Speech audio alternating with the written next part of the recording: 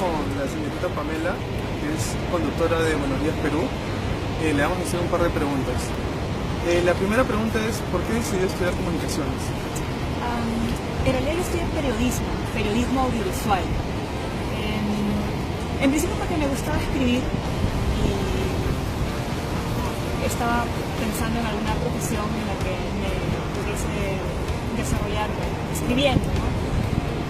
No podía tener la boca cerrada tampoco. Entonces comencé a pensar de lo que puedo hacer que pueda combinar ambas cosas, el periodismo. Y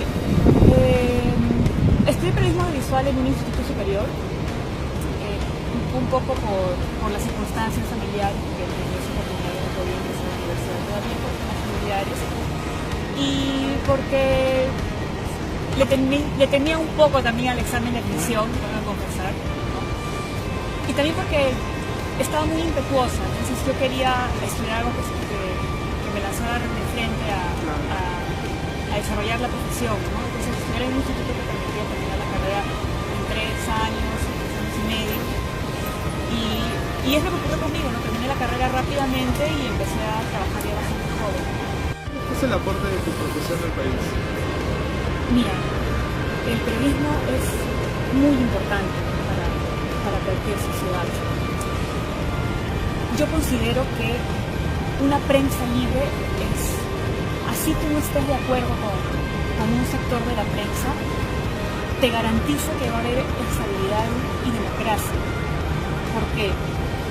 Porque cuando tú hablas de libertad de expresión, libertad de opinión, no te refieres a esas libertades solamente para los periodistas, te refieres para todos los ciudadanos. Libertad de expresión, libertad de información, la tenemos todos. La prensa termina siendo un canal por el cual nosotros nos informamos, por el cual nosotros hacemos llegar nuestras opiniones. Entonces, un periodismo serio, independiente, transparente, que no solamente informe, sino que ayude a formar opinión a la ciudadanía es muy importante. Y yo creo que en una sociedad democrática los ciudadanos tienen que aprender a defender a su prensa. Así no le guste lo que el Comercio, lo que la República, lo que Panamericana, lo que América informe, así tenga su periódico favorito y el periódico que no le guste, igual tiene que defenderlo. Porque un periodismo que esté atrapado por el poder, que esté subyugado a determinados intereses, es una vía menos para la cual un determinado sector de la población se va a informar. Yo te podría hablar de cientos de casos que los ve la Sociedad Interamericana de Prensa o el Instituto de Prensa y Sociedad del Perú, de periodistas que son hostigados, que son denunciados simplemente por informar.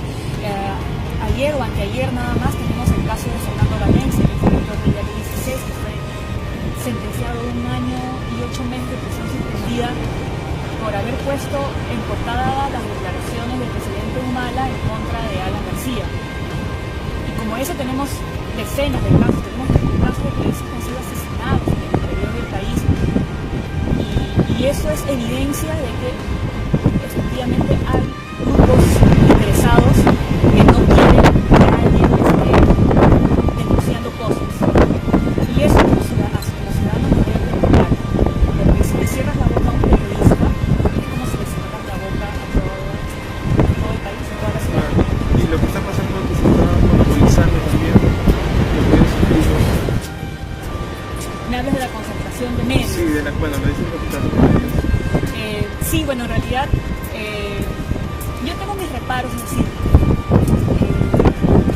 podríamos hablar más de concentración de medios cuando se trata del espectro radioeléctrico, por ejemplo, que está limitado, es decir, el Estado controla cuántos canales pueden haber, cuántas frecuencias radiales pueden haber, pero cuando hablas de prensa escrita no hay una cantidad limitada de periódicos y revistas que puedan existir. Es verdad que hay una concentración en el aspecto publicitario, es decir, si Saga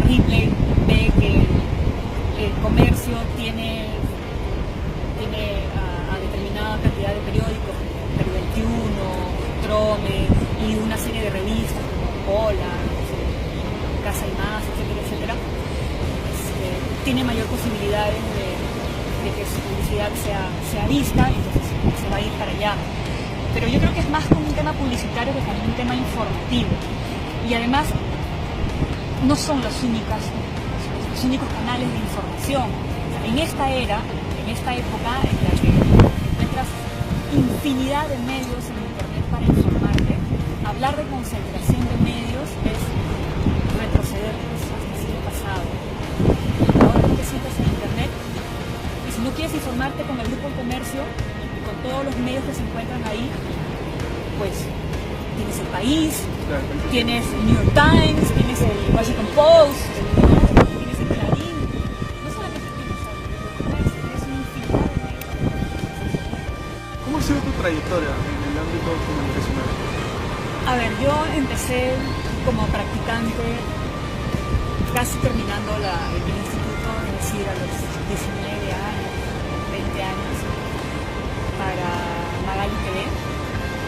Ganaba casi nada, la gente se me alcanzaba para los pasajes y hacía de todo, entraba a las 9 de la mañana y salía a las 10 de la noche, que era la hora en que acababa el programa, y hacía todo, desde pautear cassettes,